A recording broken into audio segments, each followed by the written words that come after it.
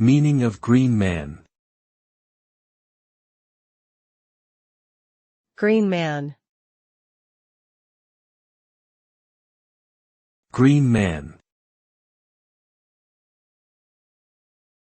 Green man. Green man. The term green man refers to a symbol or figure that often appears in art and architecture, particularly in medieval Europe.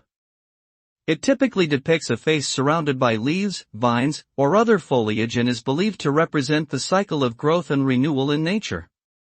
Some interpretations suggest that the green man may also symbolize fertility, the spirit of the forest, or even pagan deities.